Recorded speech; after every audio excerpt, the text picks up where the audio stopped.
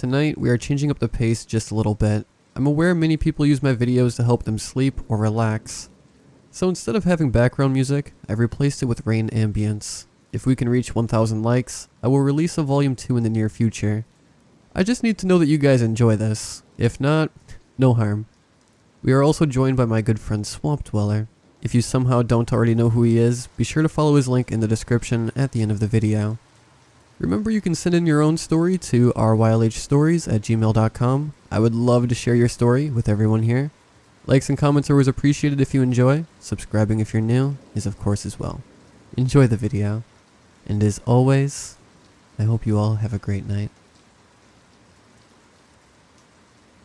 My day started out as a lazy Sunday. I woke around 2 in the afternoon, ate some of whatever was left over in the fridge, and spent some time watching Netflix with my mom. We started the new Lock and Key show together. Well, actually, we started the show at the same time on different devices the previous day. She started the first episode in the bath and was shocked to come downstairs to me watching the first episode on the TV. She figured I had somehow known she was starting it, but in reality, I was just privy to the first thing Netflix recommended to me. Anyway, we watched about 6 episodes before she decided to go to sleep at around 10 p.m. That's when I started adding vodka to my Dr. Pepper. I'm 23 and live with my family while going to college, and I try not to drink around them. I don't have a drinking problem, but my dad, he does. And it worries my mom when I drink at all. She thinks I'll end up an alcoholic as well. He still goes to work and functions just fine in the real world, but the fact that he can't get through an entire day without his vodka is an issue. It's an understandable worry, but I don't enjoy drinking enough to become an alcoholic, and getting drunk is a rare occasion for me. But after the week and a half I had been through, it was called for. My uncle threatened to commit suicide, and when we had to kick my cousin out of the house, because his drinking had become an issue, and you know what? I don't think that's helping my case. But you're not here to listen to my drinking habits. After finishing Lock and Key and my math homework, I went to lay down in my room. While scrolling through my social media, I read an Instagram post about someone not being able to visualize pictures in their head. The concept being aphantasia. I tried the exercise, picturing an apple in my head. I convinced myself that I could see the apple in my mind's eye, but honestly, I couldn't. It was almost like I could visualize myself visualizing it. I was on the cusp of an apple. I wanted so badly to be able to see a green apple with the stem hanging off, but I couldn't.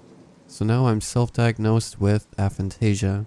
I can visualize concepts, but not actually see the picture in my head. The original poster said it's not a handicap. You can still retain memory, have good attention to detail, and a well-adjusted mind, but being the overachiever that I am, I saw that as a loss. Trying to regain my dignity, I decided to look up a YouTube video of a guided meditation. You know, the almost hypnotic voice telling you to visualize a specific scene, who then guides you through a scenario. The one I happened to click on was Your Ideal Life, the Law of Attraction. Go ahead, give it a try. Please tell me if your experience was anything like mine. The narrator started off simple with an introduction and a prompt to find a quiet, comfortable place to listen. I was already comfortable in bed, so I didn't need to relocate, and my eyes were already closed. I can actually hear the soft symphony chords echoing in my ears. He asked for me to listen to the rhythm of my breathing and heartbeat, so I did, feeling the chest rise up and down with each breath, my heartbeat pulsing from chest to toes and back. I felt at peace and one with myself. He talked for a minute about stress and pressure, and how the biggest obstacle to achieving anything is the pressure we put on ourselves. I found myself tearing up at that point, hot tears slowly rolling down my cheeks. I quickly tried to brush the tears aside, hoping I didn't ruin the zen by moving. I knew why I was crying. The pressure and stress I tend to put on myself to get the perfect grades in class was almost unbearable, and it was making college really hard. I pushed those thoughts away and focused on the video. I took that stress and sighed it out, like the voice told me to, and accepted that success is doing your best, my best, and I let him take me to a new place. He knew I was trapped and desperate for a change. He knows that about everyone that stumbles onto this video. Either everyone is secretly looking for a change, or everyone that happens upon this specific video is searching for it. Either way, I was entranced. He goes on to have me picture myself waiting for my future self, It can be any place in the world, and he suggests a coffee shop or the comfort of my living room.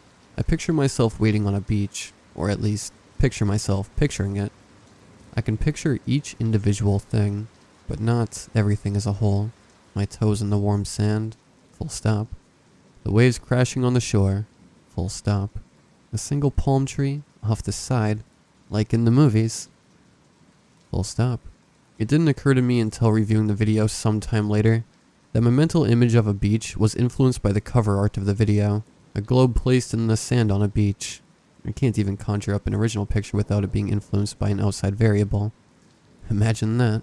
The speaker then had me picture the weather, the objects around me, the sounds. Then he said to envision my future self joining me. My mind conjured up a big cruise ship pulling up in front of the sand my current self was standing on. A long boarding ramp extended from the white ship, and my future self stepped out onto the stairs.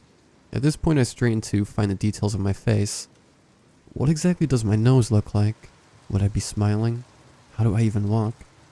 My brain tried to render these details, but my future self turned out to look nothing like me. Dark brown hair took over my blonde hair. Big black sunglasses took up the majority of my face, and I was dressed in an off-white pantsuit that I had probably seen in a fashion magazine many years ago. The future self, my brain visualized, looked nothing like anything my current self could grow up to be. The narrator tells me to picture my future self, who is visiting me from 5 years in the future, and asks what is their attitude, what are they wearing, and as he is asking these questions, my future self changes expressions. The almost smiling lady in front of me starts frowning. Take a moment now to see how does this future look? Excited? Serene? Elegant? The narrator calmly asks, as my future self starts running towards me from the ramp. She's not excited. She's frantic. She's not serene. She's frightened. She would be elegant, except she's running down a cruise ship in black high heels. There's no hope or vitality, and any adventure she's seen has been a bad one. The narrator follows with a break, so I can picture the scene. My future self seems to run down an endless ramp, pausing to walk occasionally, like a video game character that has a stamina bar. The narrator wants me to ask questions. I try to ask my future self what they do for work, where they live, what they do for fun, but they only stop running and stare at me. Well, do you like your job? I call to them, but they shake their head. What do you do? I ask, and they shake their head harder, not faster. There isn't a change in tempo. The beat is even, but they throw their head from one side to the next with such force that the sunglasses shake on their nose. Do you have the same friends? I try, but the shaking again intensifies, to the point their shoulders are rocking side to side with their head. They try to walk towards me, but the shaking doesn't stop, and they end up teetering from side to side on the slim metal ramp. The sky turns from light blue to gray, and the me in front of me shivers while simultaneously shaking from side to side. The me on the beach takes a step back and sloshes in the ocean water behind them. I'm on a small island, I realize.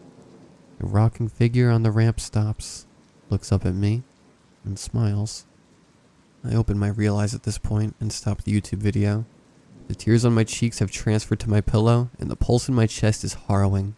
Either I'm doing these meditation videos wrong, or there is something happening in the next 5 years that I don't want to see.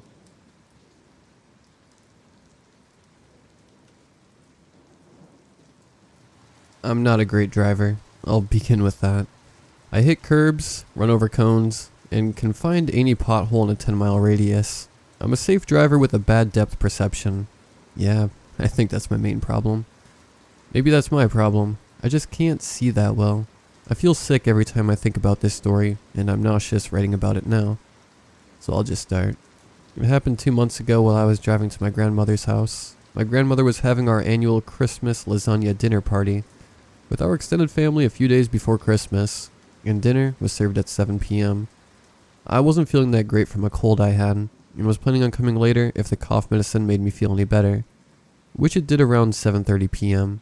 So I got in my little Mazda and started driving down the dark and winding roads towards the house. My grandmother lives about 45 minutes away, and 30 minutes of that are isolated, 2-lane dirt roads without streetlights, with thick forest on either side of the road.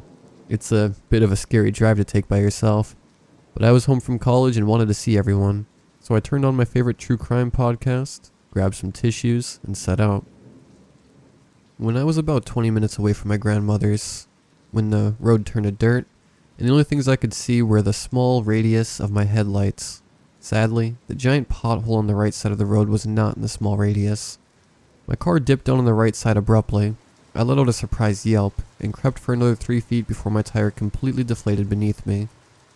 I don't like these roads. They give me an eerie feeling of not knowing what's inside those woods.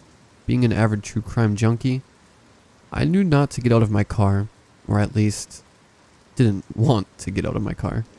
I called my dad, who was at the party, to please come get me because I had blown out another tire and was scared. My sweet dad said he would be there in 20 minutes and to turn off my car so I didn't waste any gas. So I pulled out my phone and waited by scrolling through Instagram.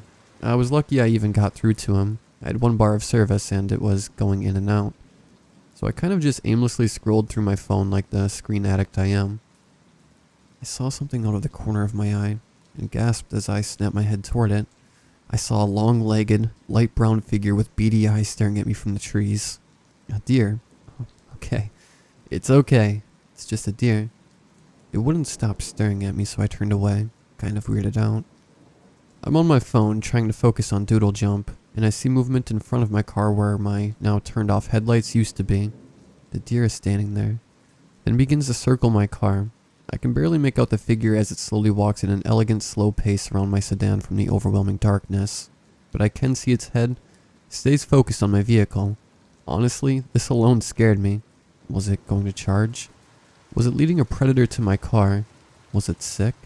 It seemed like it was waiting for something. I tried to call my dad, but I had no service. All I could do was wait. It seemed too intelligent for a deer, or too calculated. Just circles. For literally 20 minutes. 20 minutes doesn't seem long, but it's an eternity when you're terrified.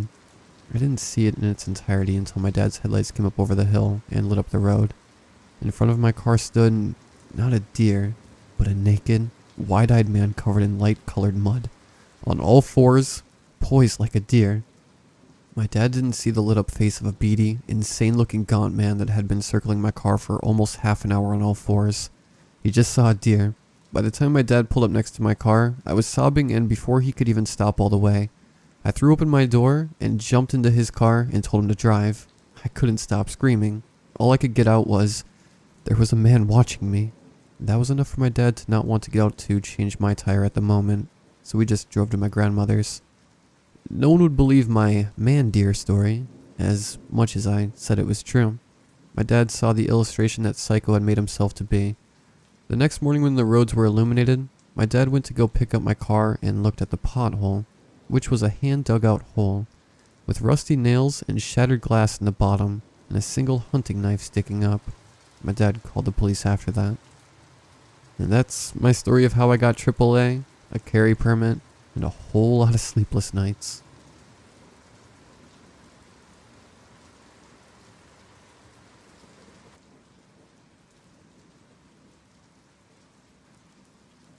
I've been driving trucks for a good 9 years now. I originally took the gig as a way to make ends meet for a bit between serious jobs.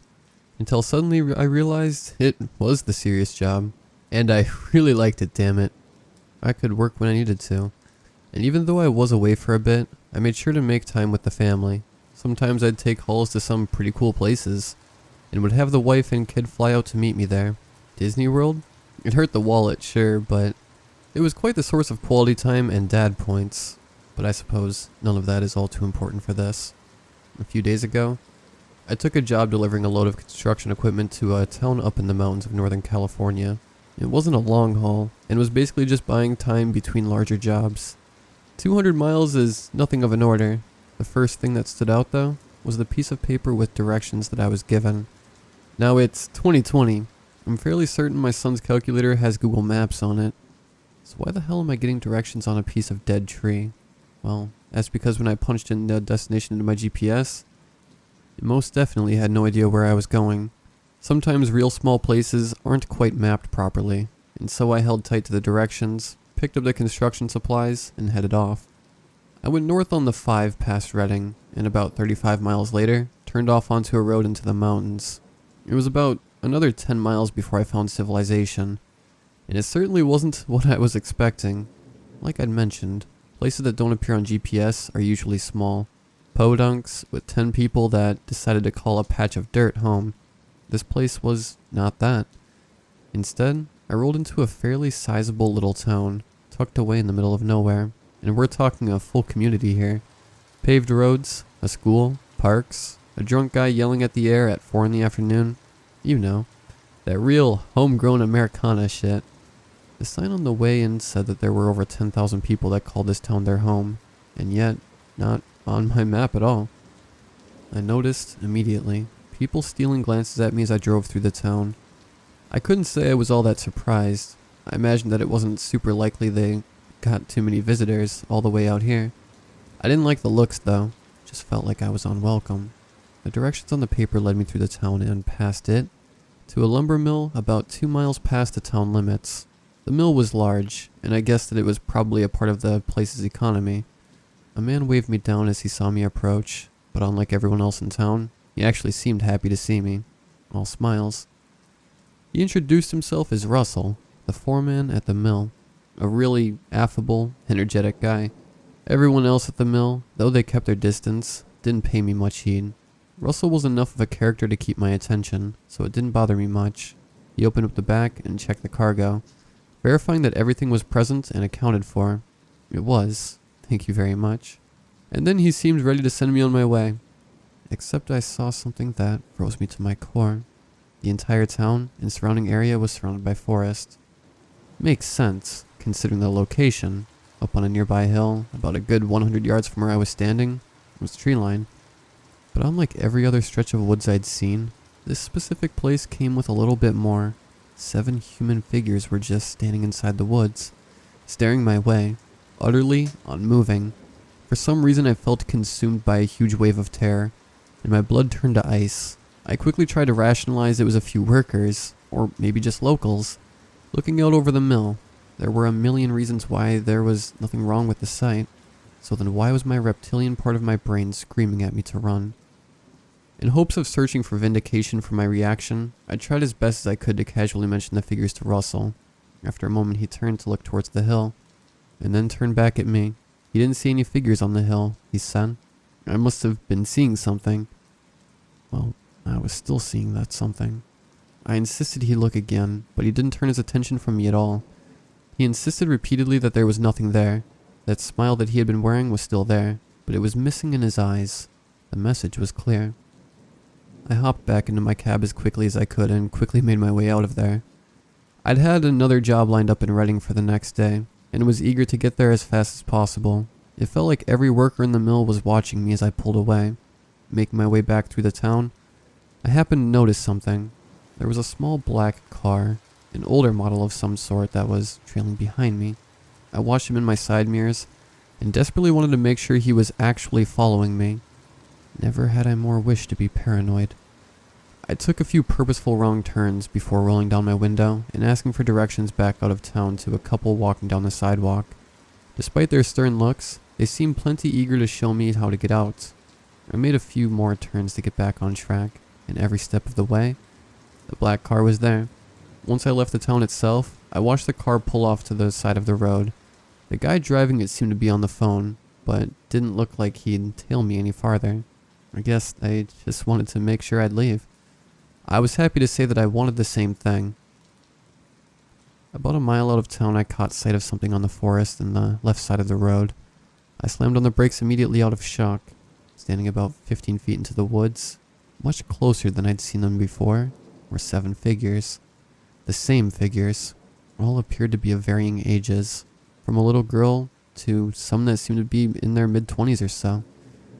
How would they manage to get there? My little detour had taken more than 2 minutes, and I hadn't seen a car leaving town ahead of me. It shouldn't have been possible, but they were there. The figures, all 7, stood motionless, completely motionless. I wouldn't have been surprised if I was told they weren't even breathing. It felt like their stares were digging into my soul, but their faces themselves were completely free of all emotion. In maybe 10 seconds of staring at them, I drove away as quickly as I could. I did so because some other voice in my head was quietly whispering to get out of the truck and approach them. I didn't want to give that voice a chance to win.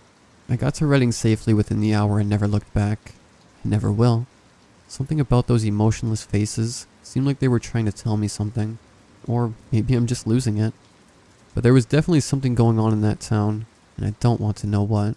My childhood scientific curiosity isn't nearly enough to make me consider finding out. Every night since then, though, I've been having nightmares of those faces. And just yesterday, I thought I caught the quickest glimpse of one of the figures watching me from the nearby park as I drove by. But of course it wasn't there. I'm more than 800 miles away from all that trouble. My wife tells me I just need some time off. That time with the family would be good for me, and that being on the road so much was messing with my head. I'm sure she's right.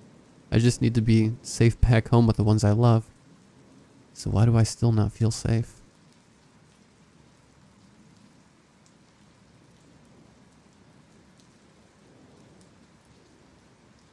It was Christmas time. Grandmother seldom found much joy and excitement in her old age. The family members would take turns each year visiting her home, so she wouldn't have to spend the holidays alone.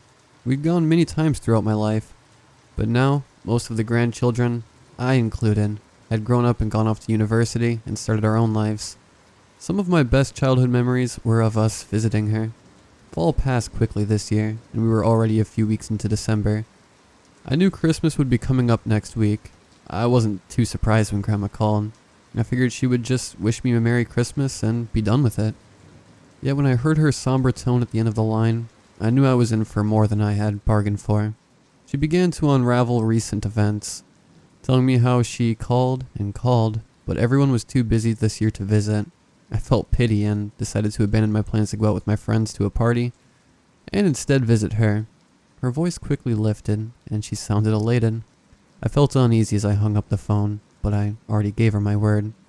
When I arrived at her old country house, it looked more or less the same as it did in my childhood. The white paint on the outside had begun to chip away, and the old barn out back had been reduced to a burn pile, but it was still familiar. I knocked on the door to no avail. Fearing she couldn't hear me in her old age, I knocked louder. "Coming!" A sweet voice echoed from within the house. We embraced in a hug as we locked eyes. "It's good to see you, Grandma." She smiled and led me inside. I had only brought one suitcase, and she directed me to a regular-sized room upstairs.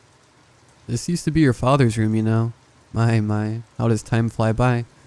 It seems like it was only yesterday that he was here with me, and your grandfather as well." "I'm sorry. I know how hard it must be." "It's alright. These things happen. Nobody lives forever. Anyway, I'll give you some time to look around. Would you like some tea? I have raspberry. It always used to be your favorite." Yeah, please. Thank you." "One more thing. You didn't bring your phone, did you?" "Why do you ask?" "I want us to spend some quality time together. Kids these days always have their phones, and I would appreciate it if you would just spend a few days without it." I sighed, trying to mask my annoyance out of fear of her being disrespectful. I handed over my phone and continued to wander up into the room. It was a bit dusty, but still inviting all the same. It felt strange to be without my parents or siblings in our home, but I was a young woman now, and I had to leave the nest at some point. The nightstands were empty aside from two old, ornate lamps with crystal beads dangling down from the lampshade. I had finally finished packing and showering by the time I headed downstairs. Her shower was always old and creaky, yet it worked fine. I had dressed in a nice blouse and made my descent down the stairs. She wasn't in the kitchen, nor the living room, nor even the dining room. "Grandma?" I called out. The house remained silent. Fearing the worst, I slowly opened her bedroom door. I felt uneasy invading her privacy, but anything could happen at her age. As the door opened, I felt dread as to what I would walk into. But I only found her sitting on the carpet. "Grandma, you scared me. What are you doing all alone in here?" "It's my bedroom, child," she said with a smile. "Come, sit. Please don't be frightened." I walked by her and found her sitting in front of a Ouija board. "What are you doing? Seriously?" I said. "Put that away. Wherever did you get that?" "From you, my dear." I searched my thoughts frantically and remembered the board I had lost many years ago.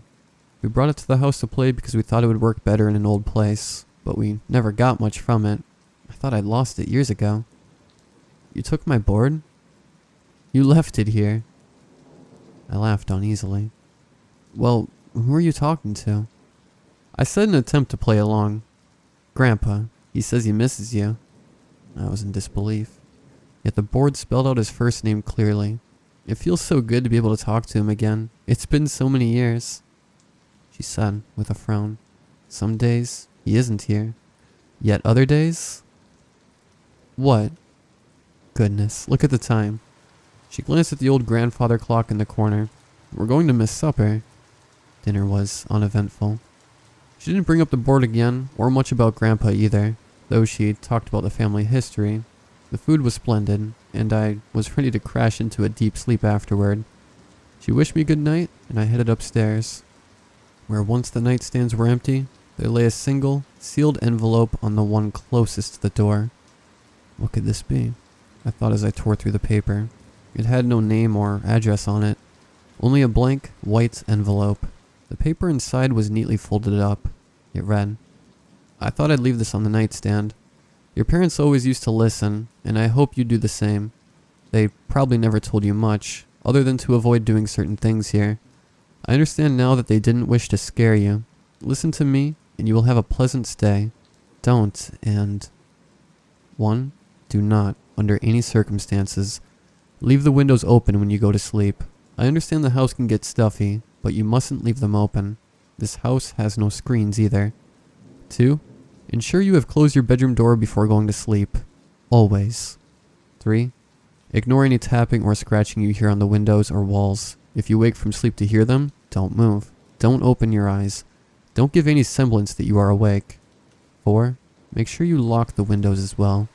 You may hear jiggling on the windows from the outside, but you have nothing to worry about so long as they are locked.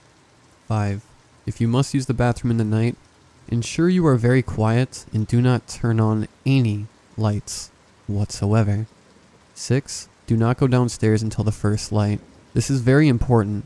If you happen to wake before me and see the basement door open, even just a crack, make sure you close it immediately. Do not go down there. 7. If you hear anything moving or talking downstairs, do not respond, do not look, and do not go downstairs, even if it's me. 8. Ignore anything you may hear from without or from within the house. This includes the basement, again. 9. Don't step outside of the house after dark. The letter ended abruptly there. I chuckled a little, thinking she had just played a joke on me. I tried to remember a time where we'd gone outside as kids at night, and I struggled to find any memory of it. I didn't recall going in the basement before either. I didn't even know she had one. I never recalled hearing tapping or scratching, but my memories here were fuzzy. I felt an eerie sense of fear as I watched the last light of the sky sink down below the hills beyond. I made sure all the latches were locked, and the curtains were completely covering the windows. The bed was quite broken in, but still comfortable. The sheets smelled a bit musty, though. I wondered how many visitors she had received in the past few years. The wooden frame and poles around the bed were ornate, but visibly old and tended to rattle and creak. Eventually, sleep took me. It was difficult to sleep without looking at my phone, but I figured she had no internet connection either, so it wouldn't have mattered. Her house was probably a dead zone anyway. When I awoke, I was a bit startled to find that it wasn't day yet. I rarely wake up in the middle of the night. What is up with this place? I glanced down at my watch. It was a few minutes past 3. This is too early. I felt an urgent call from nature as I sat upright. Though I was hesitant when I remembered the letter, I tried to go back to sleep, but it was to no avail. Eventually, I had to get up and relieve myself. The bathroom was just across the hall after all. I silently opened the door to my room and continued across the hall. The house was deathly quiet, and dark as well, aside from the creaking of the old floorboards. As I opened the bathroom door, I reached for the light switch and flicked it on, relieved to be able to see again. In a moment of realization, I quickly slapped my hand away in shock and fear, turning the lights off again. I still heard nothing. It was too dark, but I was able to find my way around. As I sat there listening for the ringing in my ears, or of the quiet house, that's when I heard it. First, it was the faintest little tapping noise. almost like a faraway drop of rain hitting the glass, but I heard no wind or thunder, only the light tapping. When I made it back to the room, the tapping had ceased. I had finally begun drifting off when I heard it again. This time it was louder. It almost sounded like it was coming from my window. I wasn't about to draw the blinds, so I simply rolled over and attempted to go back to sleep. I couldn't shake the feeling of being watched, so I just laid there for a time, frequently glancing at my watch to see how much longer I had to wait till dawn. My body went frozen with fear when I heard a voice from downstairs. "Sweetie," it called out to me in a faint voice. "Sweetie, I need your help with something. Could you please come here and give me a hand?" I completely froze, remembering the letter, yet it truly sounded like her. I could almost hear the pain in her voice. I thought about how guilty I would feel if she was hurt, or worse, and I did nothing because of a stupid letter. Despite my body fighting me every step of the way, I threw my nightgown on and silently opened the door. "Sweetie, is that you?" she said. "Coming, Grandma," I said in a sweet but unsure tone. I made my way downstairs and into the living room. There was nothing. Nobody was there.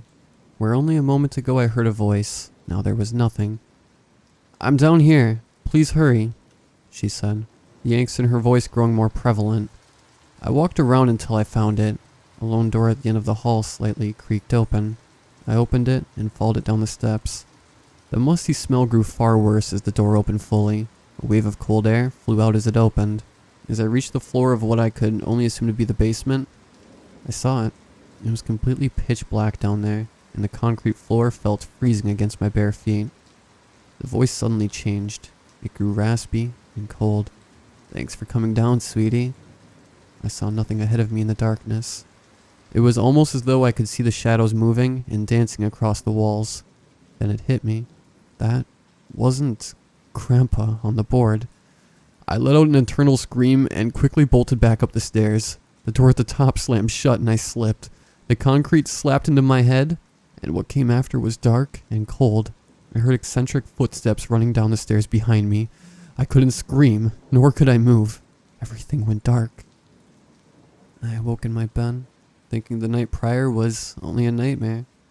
I smelled delicious eggs and leafy tea wafting up from the kitchen. I headed down to find my grandma, making it with a smile.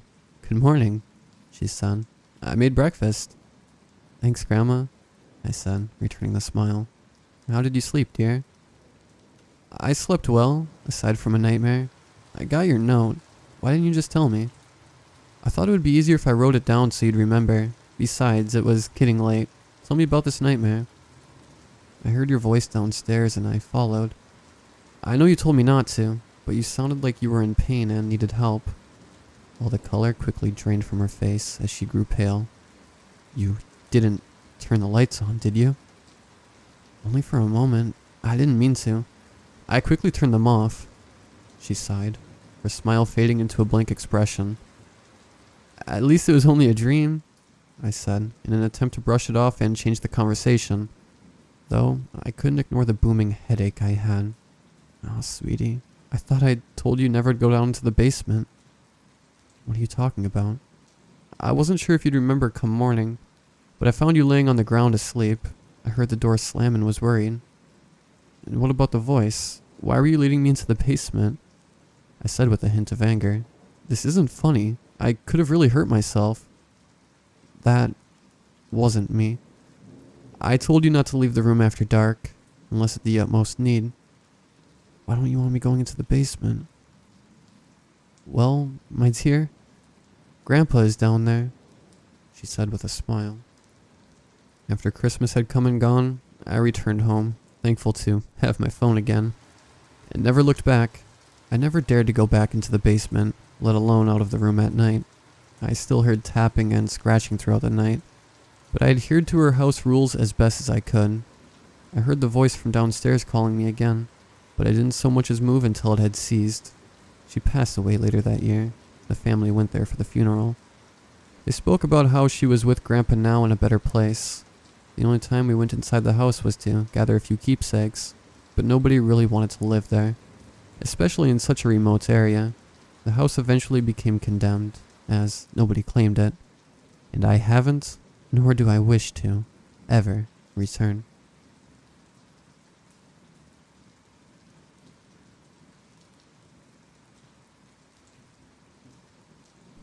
This happened when I was 17 years old.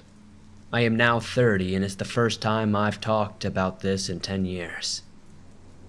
After listening to some experiences on this channel, I've decided to share mine. I'll start off with some background information. I've always loved the outdoors and grew up always playing outside and exploring up in the mountains for fossils, wildflowers, or anything I could find that interested me. My mom loved flowers and gardening, so sometimes I would go just to find her as many wildflowers as I could to bring back to her. I won't give my exact location away for privacy reasons, of course, but we lived in a very rural community, away from town in the heart of the Appalachian Mountains.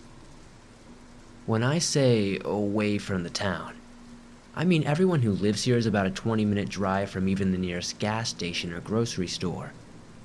As if that isn't far enough, we lived away from our neighbors, taking a gravel road off the main road up into the narrow valley in between two mountains. The school bus only ran on the main road, so I had to walk this gravel road early in the morning to the main road to catch the bus. It was pretty far away from the school, so I had to catch the bus really early. In fall and spring, it was always still dark when I got to the bus. Anytime I went up into the mountains or walked down my road to the bus in the dark, or any time when it was dark for that matter, I'd always take my dog with me. He was a beagle mix and was very intelligent. He would walk right by my side or a little in front of me. If he got too far ahead of me for my comfort, I would yell at him to wait, and he would stop and look back at me until I caught up with him. He would also sit beside me till I got on my bus, and then I would watch him through the windows, walking back up to my road. He was my dad's hunting dog and my guardian. Although being a pretty small dog, he didn't scare easily. I've seen him chase coyotes out of our yard and wrestle raccoons bigger than him, and bark and snap and bounce around at a bear that used to come around sometimes. All that being said, I'll get into my encounters. The first time wasn't really an actual encounter, but more of something that was very strange and left me rather uneasy. My dog and I, whose name is Fred, were walking down my gravel road to the main road to catch the school bus. We made it to the main road, and I was waiting for the bus when Fred and I heard some type of weird shrill scream come up from the way in the mountain on the other side of the main road. It was very loud, but still sounded too far away for me to really freak out. I just looked down at my watch and looked at Fred, who was now standing up, looking in the direction of the scream, with his ears pinned back. So he had heard it too. Luckily, just a minute or two later, the bus came and I got on and sat down and watched my dog start back up our road. It was a pretty long drive to school, so I sat and thought about what I had heard. Now, I've lived in the middle of nowhere my entire life and have seen and heard many different animals, and it didn't sound like anything I have ever heard before, which made me a little unsettled. After getting to school and being around my friends and doing my work, the thought of it left my mind. That was until the next morning. I was waiting on the bus again, Fred by my side, when we heard it again. Except this time it sounded closer than the morning before, which freaked me out a little more. I looked at Fred again, standing up, staring towards the noise with his ears pinned back again. But this time he got up and sat in front of me rather than beside me. Thankfully, the bus came and I hurried on and sat down, looked out the window to see Fred still sitting there staring up in the mountains instead of walking back home. So later that evening, when I got home from school, I was relieved to see that he went home after I had gotten on the bus. This went on every morning that week, and each time it sounded like it was a little closer than before. Then, after like 4 days, it just suddenly stopped. A couple of months went by without hearing anything, so it left my mind and I didn't give it another thought. By now it was summer, and I usually walked up in the mountains in front of my house about once a week when it was warm. It was going to be a really nice day out the next day, so I planned the night before to go to the mountains and make an all-day thing out of it rather than just a few hours. So I got up, and the next morning at about daybreak, and proceeded to pack my backpack with some sandwiches and drinks, my pocket knife, which I always took with me, and I wasn't allowed to mess with my dad's guns, so I just took his hunting knife and a makeshift spear I had made, which just was a thick, sturdy stick I used for walking with a tip sharpened down to a very narrow point. I woke my mom up before I left and told her I was leaving, and the area around where I was going, and that I would be gone all day and not to worry if I wasn't back in my normal 2 to 3 hours. This was in 2006, and I didn't have a cell phone because they didn't work in my area anyway, because of the mountains. So she just told me not to, get in any trouble. And to obviously not forget to whistle if I needed help. Which, as far as I intended on going this day, probably would have done not much of any good anyway. But I took it so she wouldn't worry as much. So Fred and I set off up the trail I had up the mountain. And when I meant mountain, I mean having to literally climb a mountain. You need to have a walking stick or hold on to trees to pull yourself upward, and keeping my feet sideways to avoid sliding down the steep hill. It was a beautiful day, and it wasn't miserably hot out. I could hear birds and squirrels scuttering about as we were making our way up the hillside off in the distance. I spotted a skunk. Fred acted like he was going to run towards it, so I told him no and to stay away from that, and he just sat down and looked at me disappointed. We kept our distance from it and walked away. We kept going on into the opposite direction. Once I was sure we were out of this thing's stink zone, we continued up the hill to where I knew it leveled off a bit so I could sit down and rest and get a bite to eat. About 45 minutes later, we came into a clearing of a wide level spot where the trees weren't so thick. I sat down on a tree and got my backpack and pulled out my food and had lunch. Having it with Fred, I had found a big leaf and poured in some water for him to drink. We sat there for a while after eating and seeing a couple of does come into the clearing, but when they noticed us they hurried back off into the brush. This has always been as far as I've been, and is usually where I head back. I decided since I still had some daylight left I'd keep going up the hill, since I've never been further than this. We started going farther up the hill, and I took my time this time, and kept in mind the way back to the clearing since I'd never been this far before, and watching my steps because there were a lot of mountain breaks in the area. We made it almost to the top of the mountain. Fred went over to the big pile and sat on my backpack, and I began to look through my backpack.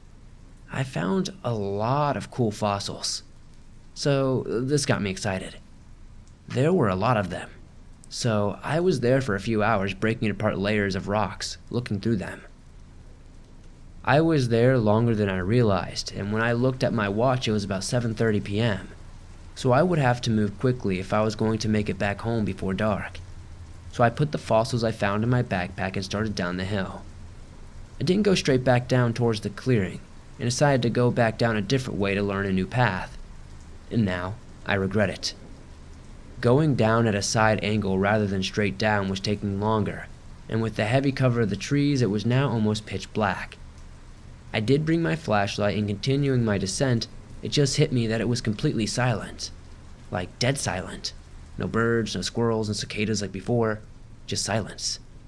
Now, I knew this was weird, but I just brushed it off thinking that maybe it was because I was there. So I kept walking. I should have heeded the warning for silence, but I didn't. About 15 minutes after I noticed the silence, I noticed Fred was acting strangely, like he was in hunt or alert mode. He ran a little bit in front of me and stopped and looked back at me like he wanted me to stop, so I did.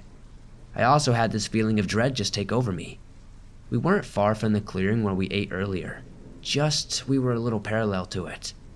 He was staring in its direction, and his hair on his back of his neck was standing straight up, and his ears were pinned back, and every time I would try to walk towards him he would growl at me. Keep in mind, this dog never growled at me before or showed any sign of aggression, so I knew something was near that he really didn't like. I stood there for maybe another minute or two waiting for him just to keep going, but he never moved a muscle. That's when I started to smell this ungodly stench. I mean, it was unbearable. My first thought that it may have been the skunk we seen earlier, but this wasn't a skunk smell. This smelled more like a week-old rotten carcass, or some sort of meat that had been dead long ago. It made my eyes water and burn the back of my throat every time I took a breath. It made me gag so much to the point that I threw up.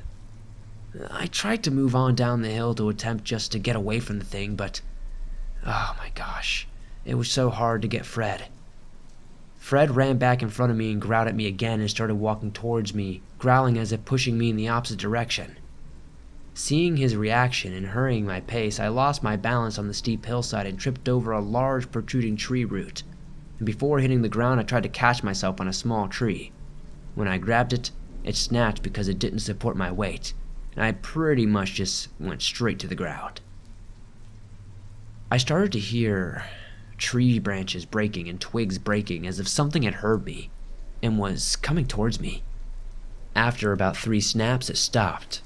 I listened for a moment and didn't hear anything else, so I figured whatever it was stopped and I brushed it off as a coyote or something.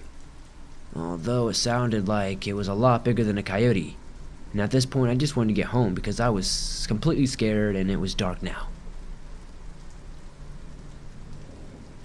So I picked up the flashlight that I dropped when I tripped and started to take a step when Fred ran right out in front of me and didn't growl but nipped at me so I wouldn't keep going. I just kept wondering what his deal was. Then about that time I heard the noise again. But this time the steps were much closer and I started to feel the fear rush through me. Now, when Fred usually sees or hears something, he books it right towards it.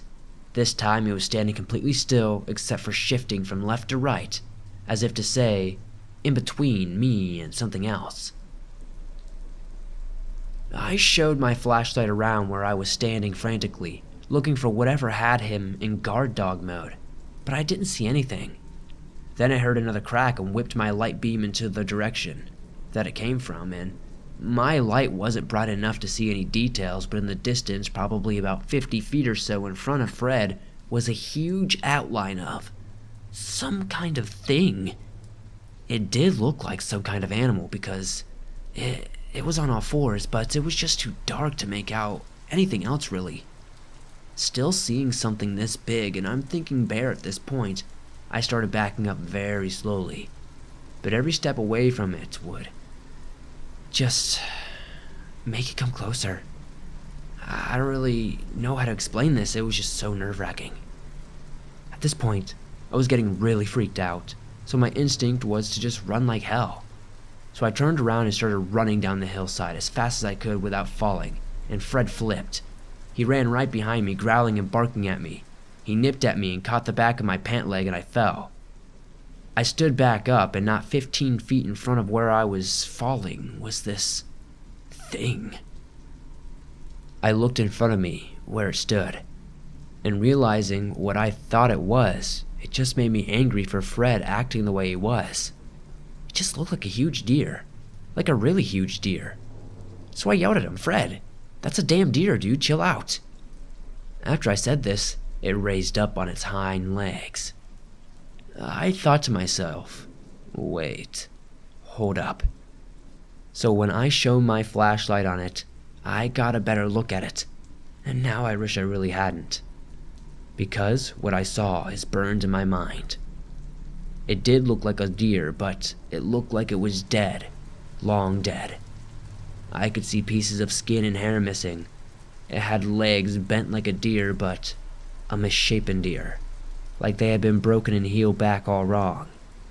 Its face scared the unholy hell out of me, more than anything. It had an elongated like snout, but I could see a lot of the skull was protruding, like it was half rotted. Its teeth were long and sharp, and looked like it was too big for its mouth.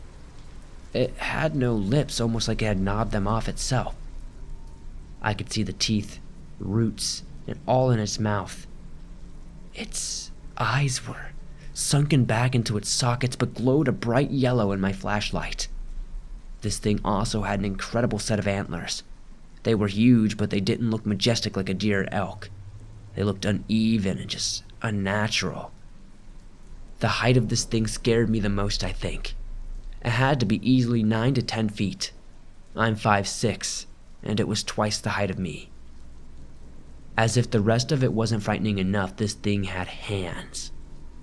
On the front legs, no hooves, but hands like a person. But at the end of each finger were dark-colored claws. Also, this was what we smelled. This thing smelled awful. We just stood there for what felt like an eternity, staring at each other. I was so scared I felt like I couldn't move, and I felt like my heart was in my throat. Fred was in between me and this thing. He was barking and growling and snapping, and this thing didn't seem the least bit bothered by him, but just continued to stare at me, which scared the living crap out of me even more. I finally snapped out of my trance for a second and started taking a couple of steps backwards slowly. And for every step I would take back, it would come forward and back Fred closer to me. I continued to back up for a while because Fred was at least giving me a barrier. Finally, I realized I wasn't too far from home. I looked down the hill through the trees and could see the pole light that was in front of my house. When I looked back in front of me, it was gone.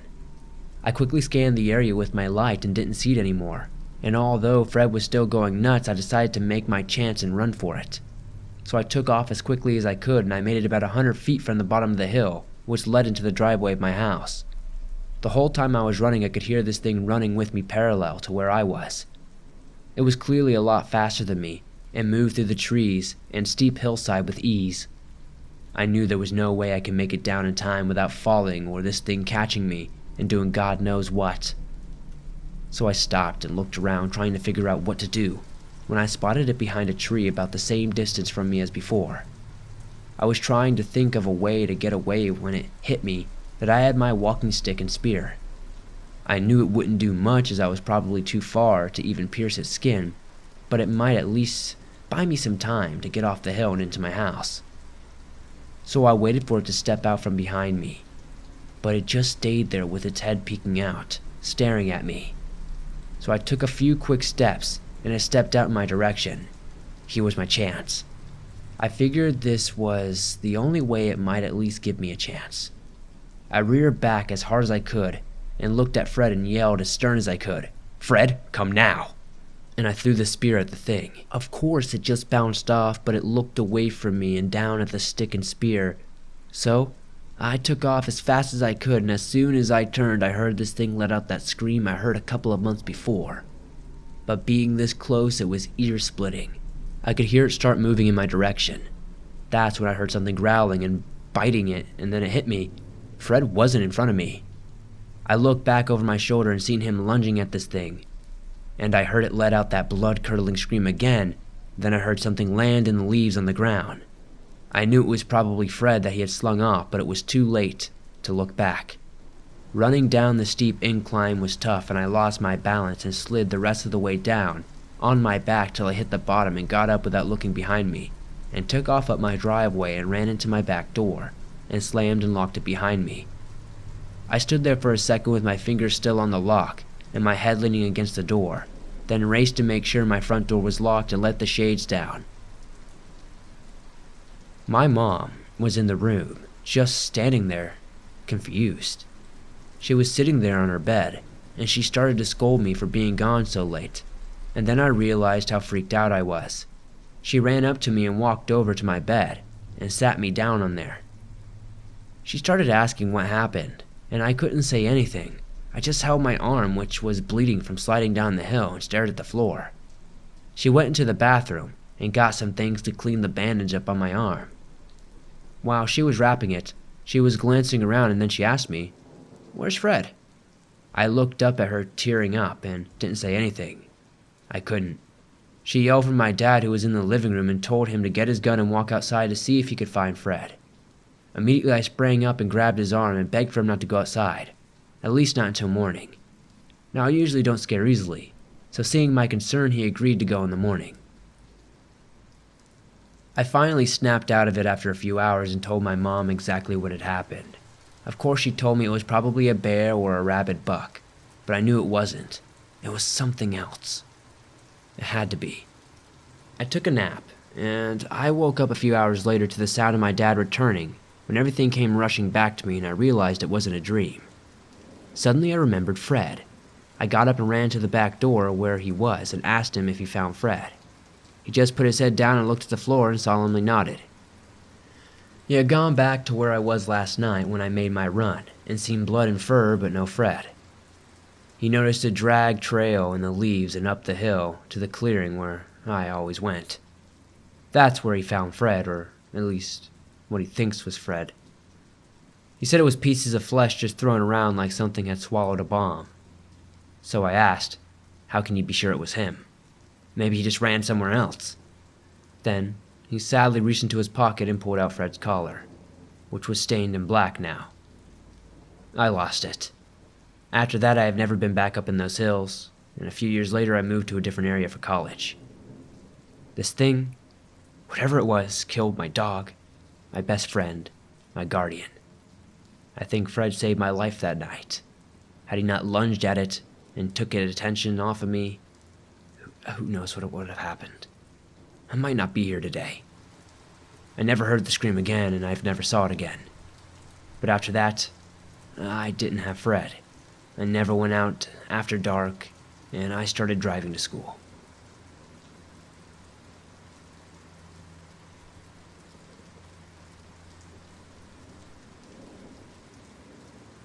Something watches me when I sleep.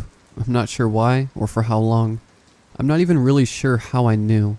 I just did. Like that hair-raising intensity that you get on the back of your neck when you know that something is watching you. That is what I felt. Going as far as to permeate my dreams and filling them with a level of unease as you feel like your most vulnerable state is being exploited to the world. My doctor put me on some kind of anxiety med, chalking it up to a mild form of anxiety that was causing insomnia. The thing with those pills, and I'm not bashing them because they work for some people, is that you really need anxiety for them to work. Just thinking that you have anxiety, or in my case, being misprescribed, doesn't cut it. An anxious person on those meds cuts the edge off, mellows out, becomes normal. A non-anxious person on those meds quickly loses track of time, days, meals, simple bodily functions even. You ever walk into a room and forget why? It's that all day for every little thing, just that constant buzzing in your head that is puzzled and confused, asking why, with only why what as an answer. I stopped taking them. With a newly found clear head, I noticed that my little problem hadn't gone away. I knew I was being watched, could just feel it in the way that you know you are going to have a good day, from the way the sun is shining when you leave the house, or the way that you can just tell that someone is lying through their teeth trying to bullshit you. When you know, you know. And I knew. I called a church and asked if they'd still do exorcisms. Called a second church after the first one hung up on me. They told me to come to talk in person. They tried to get me to sign up, that saying that demons exist was just a way for a person to try and indulge their sin without facing it. Oh, it wasn't me. The devil made me do it. I left there and went home. I knew I was being watched, and I had to prove it. I tried waking up several times in the night, not that I had to really try, because like I said, I could feel the presence in my dreams, so my sleep was already uneasy. But I would wake up periodically and just look quick in the hopes to catch the damn thing. I couldn't see it, but could also just feel it there in the room with me, in the way that you may feel the love radiating from a loved one when they smile at you. I resorted to recording my sleep with both a camera and audio recording. The camera was useless.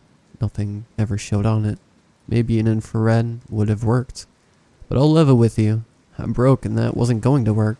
For audio recording, I just set my phone to a voice recording for the night and went to bed. I could hear me rustling around and breathing. Towards the end of the night, however, is when things got weird.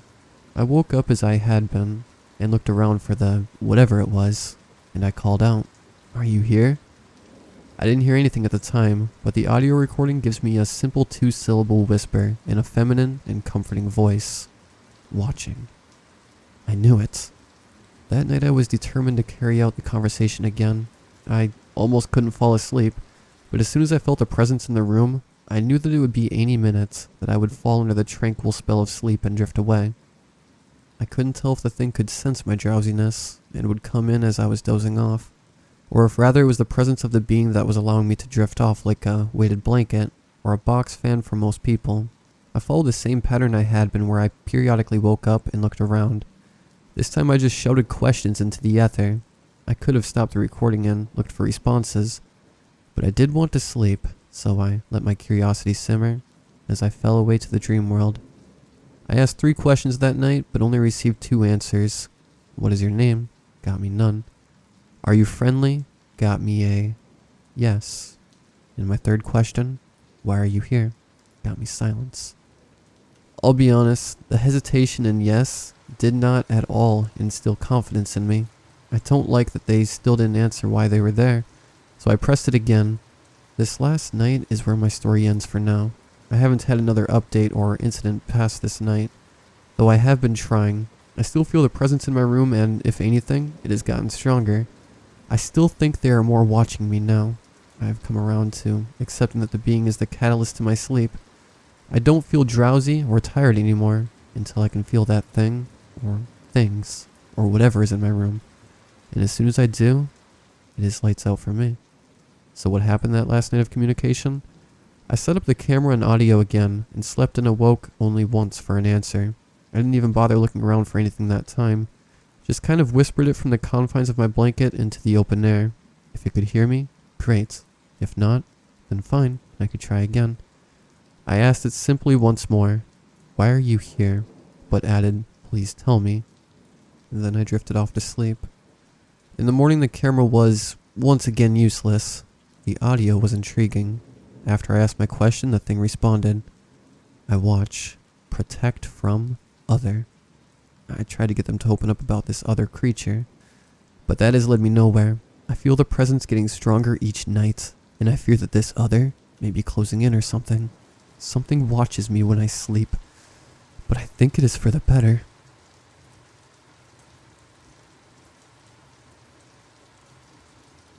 It has all started over again, and I'm scared out of my mind. I can't run away from it anymore. I have to face it sometime soon, so that's why I'm writing this down right now, in hope that, maybe, somebody will find it. But let me start from the beginning. It started when I was around 11 years old. I can remember it so clear. Me and my best friend, we'll call her Emma for her own privacy. Emma invited me to watch a horror movie at her house since her parents were out of town for the weekend. It was so exciting since my mom would never let me watch horror movies at home. It was a Friday night when I came over. Denise, she gave me a big hug after opening the door. I'm so glad you were able to come over today. I got a big surprise, she said, smiling widely, while handing me a glass of iced tea. No problem, I said, smiling back at her and taking a sip of my iced tea. Okay, so I found this down in the basement, she said, showing me a sort of board game. What is that? I asked while frowning. It's a Ouija board. It's supposed to call out evil spirits, she said with a creepy tone in her voice. We can't do that. What if my mom finds out? You know how much she grounds me for no reason at all? I said, a little bit mad. I wanted to leave right there and then. God, I wish I did. If I did, none of this would have happened. I'll fast forward now, or otherwise this would be the longest story of all time. We used the Ouija board. Nothing happened at that moment, or maybe it did. When I got home, my mom was already asleep. I went straight to bed, but I got woken up a few hours later. Looked at my clock. It said 3 a.m. Great, I thought to myself. I couldn't fall asleep right away. That's when I heard it. Kids' laughter, combined with kids' footsteps up in the attic. That's weird. I just have a 3-year-old brother and he's at a friend's house. I sat up straight in my bed and heard more laughter and toys being thrown around. I couldn't understand this. Was this because of the Ouija board? Or was Emma playing a prank on me since she liked to do that? I heard more footsteps and got really scared. I hid myself under the sheets and tried to go back to sleep. Come play with us. I ran out of bed to my mom's room and woke her up crying. She didn't believe me at first, but let me sleep in her bed for the night. After that, strange things happened, but slowly this thing formed into a person. I always heard footsteps in the hallway. That wasn't my mom or my brother. My dad had died when I was 2, so that wasn't the answer. I hear my name so many times, knocking on my door, even my window, and from the attic, on the walls, everywhere. When I was 16, my sleep paralysis began. It was always the same, with a man hanging over me trying to choke me to death. I couldn't breathe, literally. It felt like I was dying. I couldn't scream or move. I couldn't do anything. My eyes kept closing and opening, and I couldn't fight it. It felt like hours and hours. I tried to take my own life so that I wouldn't be stuck with this thing anymore. After my attempt, I went to see a doctor and I got medication. so that I could fall asleep. After that it stopped. It was great to finally breathe and sleep again like someone normal, but I don't use this medication anymore. I live alone now. Keep hearing footsteps again.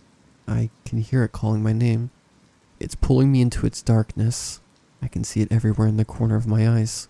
It's everywhere. I can't sleep anymore. It's so close. I can feel its breath on my neck when I write this. I can hear it whispering my name. There's a hand on my shoulder. Please, help me.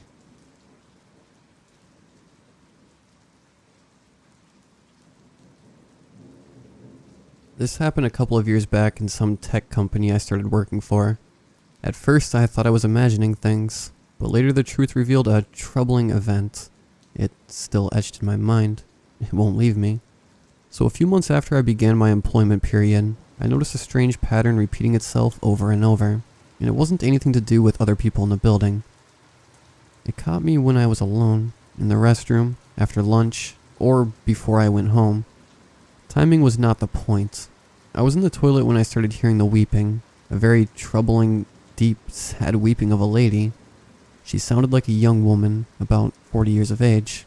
Now at first I ignored it, thinking it might have been some unsatisfied employee crying miserably for her idiot boss, or something, and hoped it would go away. But as time moved on, after a few months, it started building up in me. The thoughts, what the hell is she crying so deeply about? And believe me, the crying was real. Like a mother had lost her child or something. It was very faded. Like it came from a few stories above, and considering I'm on the 39th floor, I said to myself, she can't be that far, just a few floors to the roof. Maybe I'll go talk to her. Another thing was her voice. It sounded pretty much like a pattern. I couldn't tell if it was someone playing the same recording over and over again, or if it was real. I had doubts. I didn't want to believe a person gets so sad just because they hate their job. Maybe she had an affair and her partner left her. Maybe it was the other way around. My thoughts were racing. A few weeks went by with this strange phenomena stuck in my head until I decided to talk it out to a friend I was very close to. Hey Dana, can I tell you something? I'm not sure how to describe it.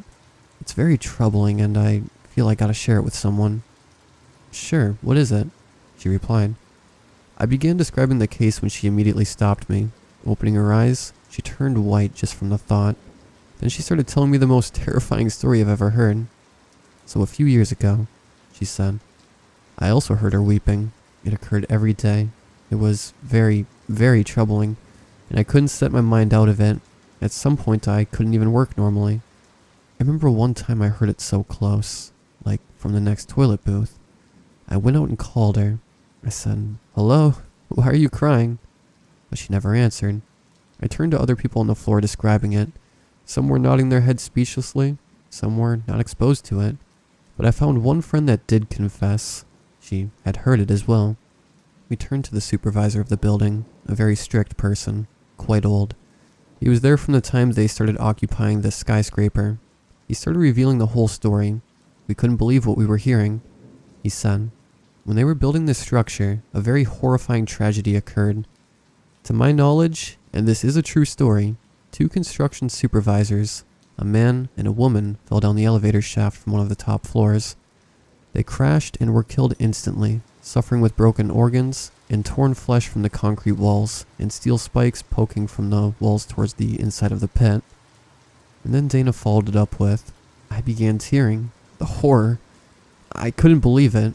So my friend from work continued and told me after he explained the case to them, they invited a rabbi to check and maybe help them sort this terrible, eerie incident.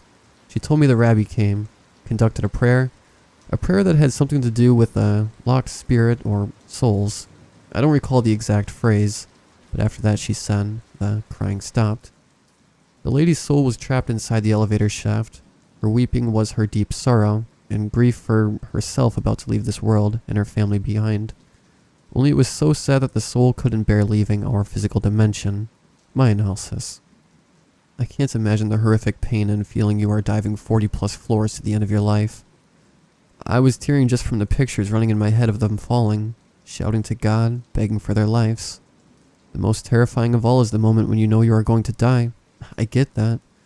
And so I freed the voice from that moment on, knowing the true faith of that woman. I don't work there today, but I don't think I heard the weeping after that, I'm happy to say.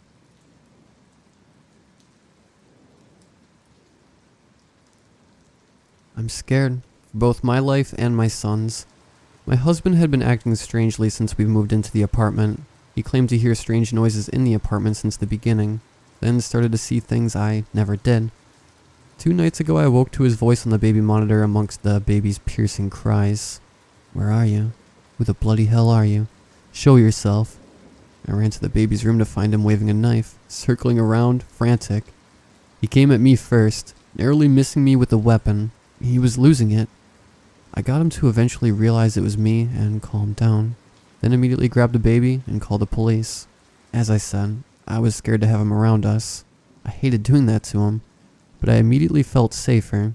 Since I'm alone, I installed a nanny cam in the nursery the morning after he was taken in, with a screen on my nightstand to keep a close eye on the baby. Last night I turned over in bed, and in my half-asleep state, glanced at the monitor. What I saw snapped me completely awake. There was a dark figure, a woman, standing next to the crib, her eyes glaring white against the darkness of the room. I went into protective mode and grabbed the bat from under my bed and ran to his room. No one was there. It was impossible for her to have passed me in that time. I'm scared, for both my life and my son's, because my husband wasn't crazy. He was right.